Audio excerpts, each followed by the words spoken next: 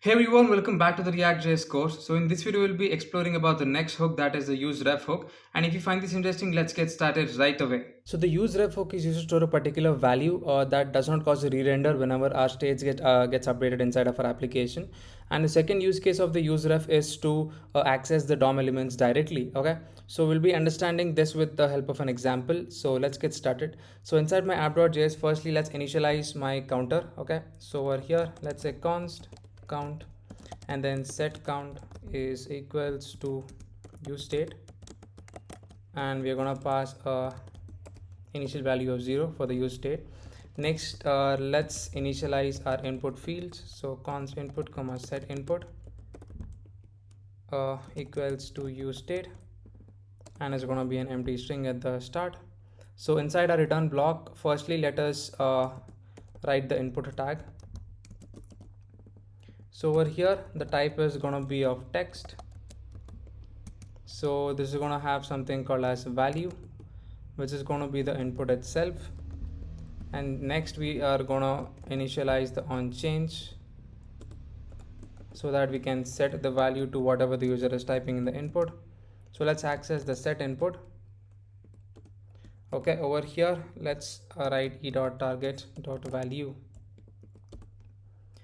Alright, so now just beneath this we're gonna write a h3 tag, which is gonna give the information of the count value. So let's access the count that is stored inside of state, and then save the file.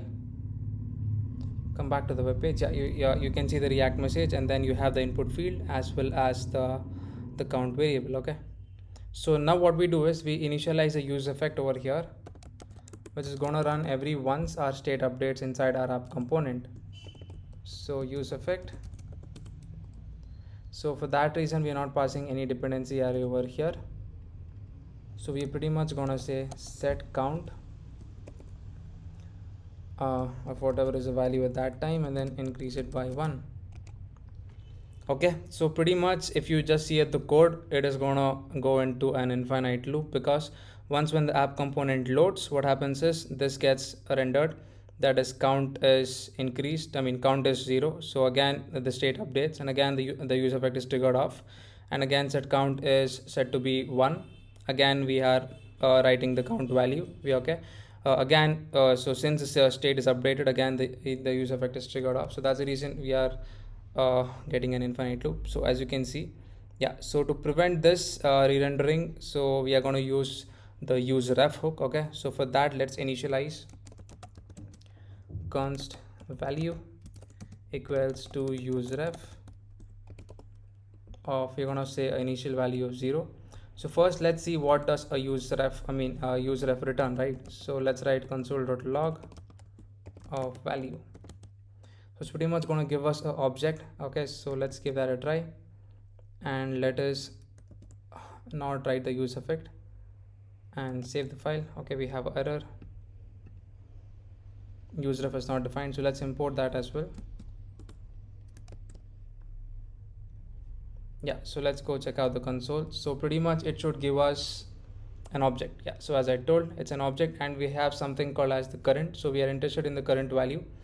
So let's go back to our app.js, and let's inside a use effect, instead of doing this set count, let's take the value dot current. So as you saw in the console, it is going to have a value called as current that is set to 0 initially, because we have passed an initial value of 0. So now we are going to say value dot current plus 1. So by doing this, we are preventing the re-rendering, and we are also storing that particular value, right? So save the file once. So instead of displaying the count value over here, we are going to say value. So since this is an object, let's access the current value from that object. So save the file. Now let's give it a try.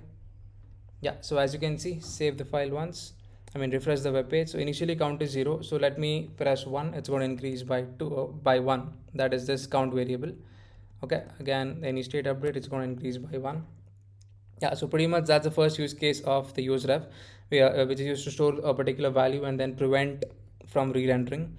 So the next use case is that it is used to store the DOM. It is used to directly access the DOM elements. So let's understand that as well. So over here, just beneath the h3, let's initialize a input tag. So the type is gonna be text again. Okay, so next we have a button.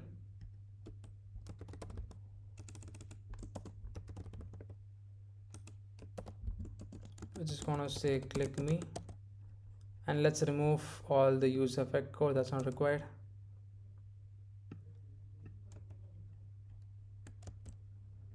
All right, so now let's initialize another ref. Okay, so let's say const input value equals to useRef, and initially it's going to be null. So for the time being, let's console what is there inside the input value. So console.log input value. Okay, yeah, so yeah, pretty much it's going to give the same thing, that is the current is null, because we have passed an null at the initial stage, that is over here, initial value of null, and that's the reason we are getting an object with the current value of null. So now let's remove the second input tag, that's not required now. So for the button, let's give a on click event. So let's say on click of focus or show focus. Now for the input, let's give the ref variable. So ref is going to be input value. So essentially we are just pointing something to the input field, that is by passing the ref prop over here. So save the file once. So now let's define our show focus. Okay, so const show focus equals to, firstly for this we are going to access the input value. So let's say input value, then we're going to access the current, and then we're going to say focus. Okay, so think of ref as it is pointing to something inside of a web page. So currently we are pointing it to the input tag, as you can see, because we have passed the ref variable over here. And pretty much if you press on the click me, the show focus function is triggered off. So for that, it's going to focus to the input. Okay, so let's give that a try. So now if I press on click me, you should see the input should be focused. Yeah, so as you can see, yes, we are able to type inside the input and we are able to focus it because we have provided a ref variable to the input. Okay, yeah, so this is the second use case as a role. It's used to directly access the DOM elements. And yeah, we have discussed about the two use cases. Firstly that it is used to store a particular variable, particular value that is used to prevent from re-rendering, and then whenever the state gets updated.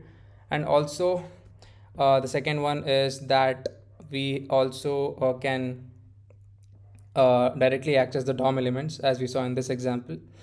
Okay, so that's it about the useRef hook. I think let's see you in the next video, and then thank you for watching.